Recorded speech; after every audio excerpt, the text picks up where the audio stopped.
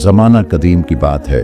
एक पुरस्कून गांव के किनारे फारूक नामी एक नौजवान अपने वालिद हामिद के साथ रहता था। दोनों की जिंदगी बहुत सादा थी। एक छोटी सी दुकान चलाते थे जहां दिन भर मेहनत करते और इसी दुकान से उनका गुजारा चल रहा था। घर में सिर्फ वही दो थे, एक दूसरे का सहारा। शाम के वक्त जब वह घर में आराम करते तो हामिद अक्सर फारूक को नसीहत करता, बेटा दुनिया फानी है, कोई भी यहाँ हमेशा रहने के लिए नहीं आया। अगर मैं चला भी गया तो हमेशा मेरी ये बात याद रखना, अल्लाह ताला किसी हाल में भी तुम्हारा साथ नहीं छोड़ेगा। ये छोटी सी दुकान तो सिर्फ एक जरिया है, असल ताकत अल्लाह ताला पर भरोसा और ईमान और फिर उसी के जरिए हासिल होने वाली उसकी खुशनुदी में है। हमेशा ईमानदारी से कमाओ, लोगों के साथ नरमी और सिला रहमी से पेश आओ और उसके लिए चाहे तुम्हें कितना ही नुकसान ही क्यों ना उठाना पड़े। जिंदगी में जब भी खुद को अकेला महसूस करो और तुम्हारे आसपास जब कोई तुम्हारी मदद को मौजूद ना हो तो जान लेना कि अल्लाह हमेशा तुम्हारे साथ है। वह तुम्हें देख रहा है, वह 70 माओं से ज्यादा प्यार करने वाला है। फारूक ने फिर घबराकर पूछा, अब्बा आपके बगैर मैं कैसे गुजारा करूंगा? मैं तो आपके बगैर 2 कदम भी चल नहीं सकता। हामिद ने मुस्कुराकर उसके सर पर प्यार से अपना हाथ रखा। यही तो तुम्हें समझाना चाहता हूँ, मैं हूँ या न हूँ, लेकिन तुम्हें कभी भी किसी भी किस्म के हालात में खुद को तन्हा महसूस नहीं करना चाहिए। अल्लाह तुम्हारी हिफाजत करने वाला है, अगर तुम उस पर भरोसा करोगे तो कभी गुमराह नहीं होगे। उस दिन की नसीहत भरी बातों और बाप के समझाने के बाद लेकिन फारूक के दिल में एक ख्याल घर कर गया, अगर मैं खुद मेहनत करूं, हमेशा ईमानदार रहूं, तो फिर अल्लाह पर भरोसा करने की क्या जरूरत है? आखिर काम तो मेरी मेहनत से ही चलेगा। वह अपने बाप की बातों को कभी संजीदगी से न लेता, मगर उसे नहीं मालूम था कि आगे चलकर अल्लाह उसे ऐसा सबक सिखाने वाला है जो उसकी जिंदगी और उसको गुजारने का नजरिया बदल देगा। और वक्त उस पर हंस रहा था। यूं ही दिन गुजरते रहे, फिर वह दिन आ ही गया। फारूक का बाप, उसका दोस्त हामिद इस दुनिया से रुखसत हो गया। वह इस भरी दुनिया में अकेला रह गया था। अब फारूक के पास वाकई अल्लाह के सिवा कोई न था। दुकान पर मौजूद हर चीज तमाम वक्त उसे बाप की याद दिलाती। घर की खामोशी उस पर बोझ बन गई। वह खुद को काम में झोंक देता, मगर बाप के बगैर ये तन्हाई अब उसे अंदर तक खाने लगी थी। थोड़ा अरसा बाद उसे सामान खरीदने के लिए एक दूर दराज शहर जाना पड़ा। ये पहला मौका था जब वह अपने गांव से इतना दूर जा रहा था। उसने हिम्मत जमा की और घोड़े पर सवार होकर रवाना हो गया, मगर कहीं दूर खड़ी जिंदगी उस पर होले होले मुस्कुरा रही थी। उसे बिल्कुल नहीं मालूम था कि आने वाले हालात उसे चकरा कर रख देंगे। रास्ता लंबा और नामानूस था और ऊपर से फारूक बिल्कुल अकेला था। शाम होते ही उसकी बेचैनी और घबराहट बढ़ने लगी। जो थोड़ा बहुत खाने पीने का सामान साथ ले गया था वह भी अब खत्म हो चुका था। भूख और प्यास ने उसका बुरा हाल कर दिया था, ऊपर से तवील और नामानूस मुसाफत ने भी उसे निढाल कर दिया था। और असल मसला यही था, मगर इन सब से भी ज्यादा खौफ ने उसे घेर लिया। ज्यों ही सूरज गरूब होना शुरू हुआ तो साथ ही उसके दिमाग ने भी काम करना छोड़ दिया। अब वह बहुत ज्यादा मायूस हो चुका था। अंधेरा तेजी से फैल रहा था और उसे रह रहकर खुद पर गुस्सा आ रहा था। अंधेरे में जंगल में मौजूद दरख्तों से अजीब ओ गरीब आवाजें आना शुरू हो चुकी थीं, जिन्हें सुनकर उसका घोड़ा बेचैन हो गया। कदम डगमगाने लगे। फारूक ने इर्द गिर्द देखा, मगर हर तरफ गहरा स्याह अंधेरा छाया हुआ था। उसने सोचा शायद थोड़ा और आगे चलकर उसे कुछ ठिकाना, आसरा या फिर कोई जगह मिल जाएगी, कोई नजर आ ही जाएगा। मगर शायद किस्मत को कुछ और ही मंजूर था। उसके लिए सूरत हाल मजीद खौफनाक होने वाली थी। इस जंगल बियाबान में भटकते भटकते प्यास ने अब उसका गला सूखा दिया। प्यास से अब उसका बुरा हाल हो चुका था। इसी हालत में वह अब घोड़े को तेज दौड़ाने लगा, मगर भागते भागते थक कर वह घोड़ा भी अब जवाब दे चुका था। घोड़े ने आगे बढ़ने से इनकार कर दिया और वहीं रुक गया। हर तरफ तारीकी का राज था। आखिरकार फारूक ने हार मान ली। वह जमीन पर लेट गया थकावट और खौफ से निढाल फारूक अब इंतहाई परेशानी के आलम में था। उसे शदीद गुस्सा आ रहा था, मगर वह कुछ नहीं कर सकता था। अब वही लम्हा था जब अल्लाह ने अपनी कुदरत दिखानी थी, लेकिन प्यास की शिद्दत ने उसे बेचैन कर रखा था। लेटे लेटे उसके ज़हन में उसके वालिद हामिद की आवाज गूंजी, बेटा, जब तुम जिंदगी में खुद को कभी बिल्कुल तन्हा महसूस करो, तब अल्लाह तुम्हारे सबसे ज्यादा करीब होता है। ये सब याद आते ही उसके लबों पर बेसाख्ता ये इल्तिजा आ गई, ऐ मेरे पालने वाले राज़िक, अगर मेरे बाप की बात सच्ची है तो इस जंगल वीराने में मेरे लिए अपने रिज्क और पानी का कोई जरिया पैदा फरमा। तू जानता है कि मैं भूखा भी हूँ और प्यासा भी, और इसी भूख और प्यास की हालत में कई घंटों से जारी इस अजनबी मुसाफत ने मुझे निढाल कर रखा है। दुआ करके वह वहीं लेटा रहा। थोड़ी देर बाद अचानक उसका घोड़ा घबराकर उछल पड़ा और तेजी से एक तरफ भागने लगा। फारूक ने गुस्से से कहा, अब ये क्या हो रहा है? अगर घोड़ा भाग जाता तो वह इस अजनबी जगह बिल्कुल तन्हा खड़ा रह जाता, इसलिए उसने जल्दी से उस घोड़े के पीछे पीछे भागना शुरू किया। कुछ दूर तक भागते रहने के बाद घोड़ा अचानक रुक गया, और जैसे ही वह रुका तो फारूक ने फौरन आगे बढ़कर उसे पकड़ लिया। लेकिन इसी चक्कर में उसके लिए अब एक नई परेशानी खड़ी हो गई थी। अंधेरे में वह रास्ता भटक चुका था। चनांचे इसी बेबसी और परेशानी के आलम में उसने मजीद अब न रुकने का फैसला किया और रफ्ता रफ्ता आगे की तरफ अपने कदम बढ़ाने लगा। थोड़ी दूर चलते रहने के बाद उसे दूर कहीं एक मध्यम सी झिलमिलाती रोशनी दिखाई दी। उसके दिल में अब एक नई उम्मीद ने जन्म लिया, शायद कोई रहाइशगाह है, वहां रात गुजार लेंगे। पुराने जमाने में मुसाफिरों की मेजबानी को बड़ा सवाब और शरफ समझा जाता था, और इस मकसद के लिए उनके खूब ख्याल रखा जाता था। उनके आराम और खाने पीने का बेहतरीन बंदोबस्त होता था, और इसी मकसद के लिए उनके ठहरने के लिए हर तरह की सहूलतें दी जाती थीं। वह तेजी से उस रोशनी की तरफ बढ़ने लगा।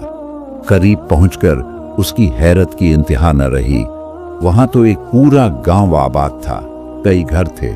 उसने सोचा कि किसी के यहाँ पनाह मिल जाएगी। घोड़े से उतरकर जब वह पहले घर के नजदीक पहुंचा तो देखा कि दरवाजे पर ताला लटक रहा है। इसी हैरानी के आलम में वह बारी बारी दूसरे फिर तीसरे घर की तरफ गया, मगर हर जगह यही मंजर था। उसे सभी दरवाजे बंद मिले। सभी घरों पर एक जैसा मंजर देखकर फारूक को बहुत अजीब सा लगा। ये कैसा गांव है जहां सब घर खाली और वीरान पड़े हैं?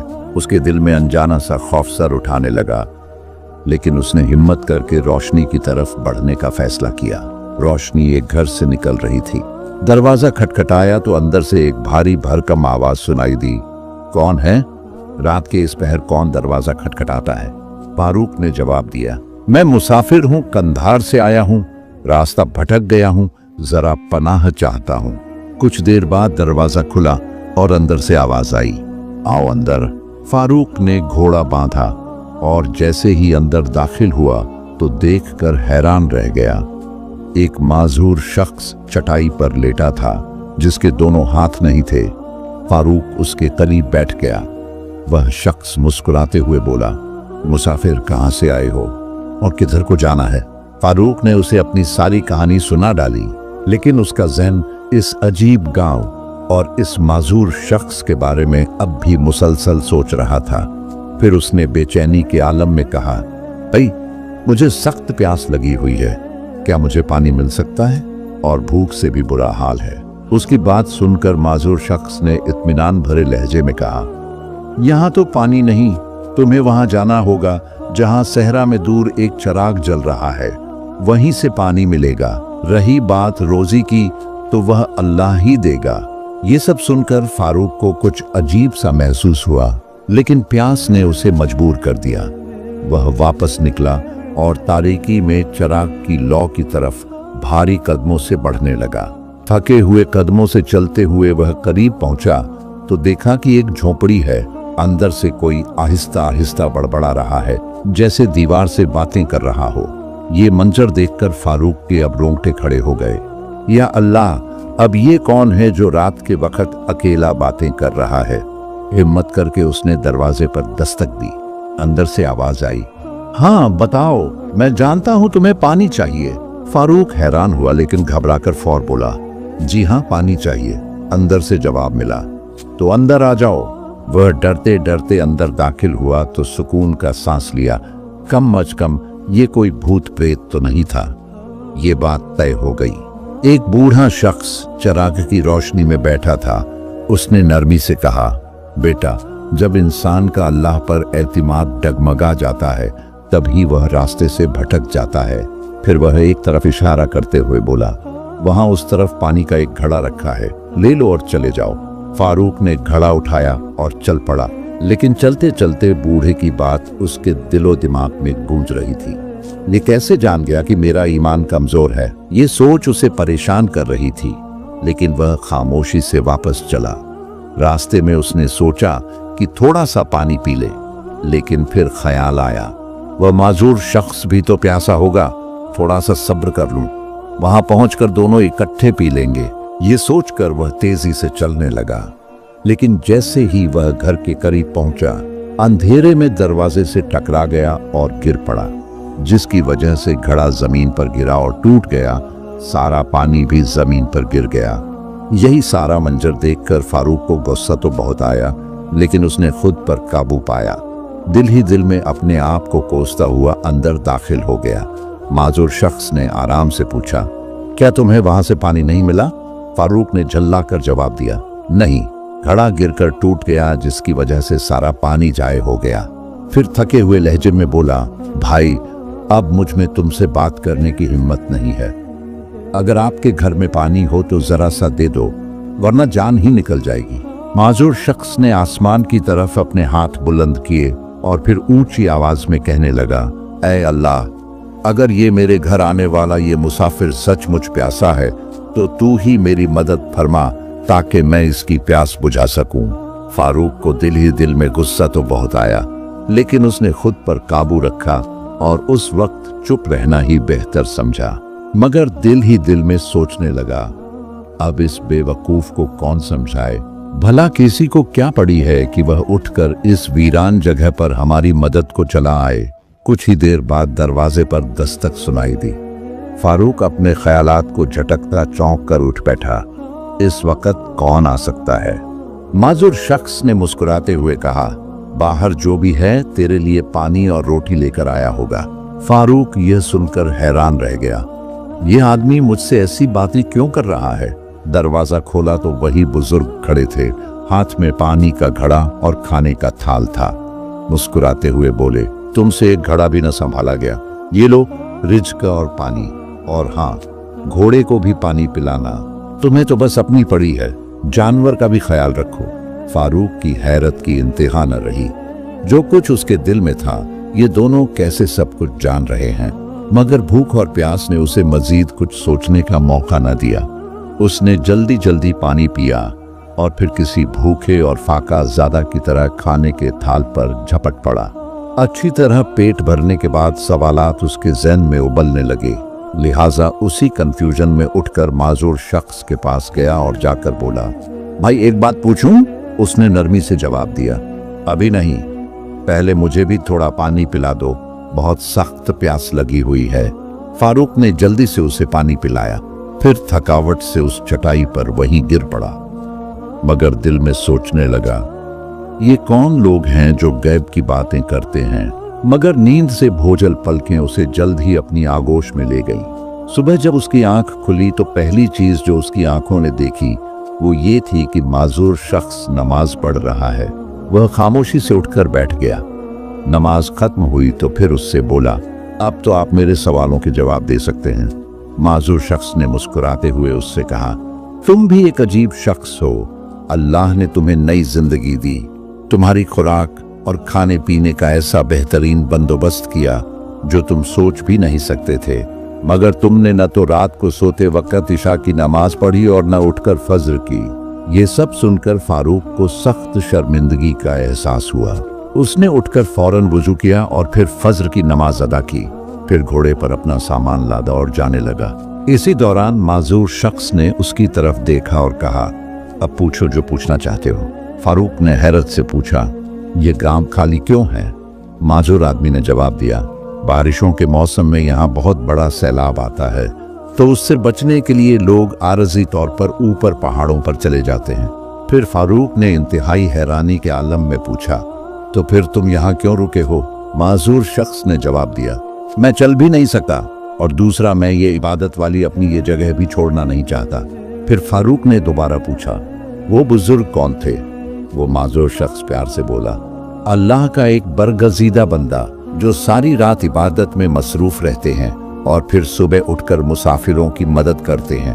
आखिरकार फारूक ने वो सवाल पूछा जो उसके दिल को खाए जा रहा था, तुम्हें इतना पुख्ता यकीन कैसे था कि खाना पीना जरूर आ जाएगा? माजूर शख्स का हक्का लगाकर बोला, अगर अपने उस मालिक से नहीं मांगोगे तो फिर किससे मांगोगे? वो अपनी शहादत वाली उंगली ऊपर आसमान की तरफ उठाकर बोला और फिर मजीद कहा, तुम्हारी तो यहाँ पहली रात थी। मैं 50 साल से भी ज्यादा वक्त से यहाँ हूँ और उस अल्लाह ने एक दिन भी मुझे भूखा प्यासा नहीं रखा सिवाय कल रात के। कल रात भी तुम्हारी वजह से मुझे खाना देर से मिला। फिर संजीदा होकर बोला, अल्लाह पर हमेशा यकीन रखो। जब तुमने गर्म सहरा में दुआ की तो तुम्हारा घोड़ा खौफजदा हो गया था। वो मुसीबत नहीं बल्कि तुम्हारे लिए एक रहमत थी। जहां तुम रुकना चाहते थे वहां से कोई जिंदा नहीं बचता। अल्लाह ने तुम्हें उस खतरे वाली जगह से बचाया। सिर्फ वही तो रास्ते बनाने वाला है, चाहे सहरा हो या पहाड़। वहां से रवाना होने के बाद वापस जाते हुए रास्ते में उसे अपने वालिद हामिद की नसीहतें खूब याद आईं। बेटा, मुश्किलें अल्लाह ही की तरफ से आती हैं और हल भी फिर वही करता है। तो जो उस पर भरोसा करते हैं फिर उन्हें वहां से अता करता है जहां से किसी को खबर भी नहीं होती, और वहां हमारी मदद करता है जहां कोई दूसरा नहीं कर सकता। इस किस्से के बाद फारूक का ईमान पहाड़ की तरह मजबूत हो गया। अब वो अपनी जिंदगी में हर काम आंखें बंद करके हमेशा अल्लाह पर भरोसे से करता। आज की कहानी से हमें ये सीखने को मिलता है कि अगर हम अल्लाह पर मुकम्मल यकीन रखें तो मायूसी कभी हमारी जिंदगी में नहीं आएगी। हमारी समझ महदूद है मगर अल्लाह के फैसले कामिल और दानाई से भरे होते हैं। हर मुश्किल वक्त या तो हमारे गुनाहों का बदला होता है या इम्तिहान, या फिर हमें सीधा रास्ता दिखाने का जरिया। इसलिए मुश्किल वक्त में सब्र से काम लो, क्योंकि बेशक अल्लाह सब कुछ सुनने और देखने वाला है। प्यारे दोस्तों, अगर आज की कहानी आपको पसंद आई हो तो लाइक और शेयर जरूर करें। चैनल को सब्सक्राइब करके घंटी का बटन भी दबा दीजिए ताकि आपको ऐसी ही पुरानी और सबक आमोज कहानियां मिलती रहें। पुराने किस्से कहानियों के साथ जुड़े रहिए। आपका बेहद शुक्रिया।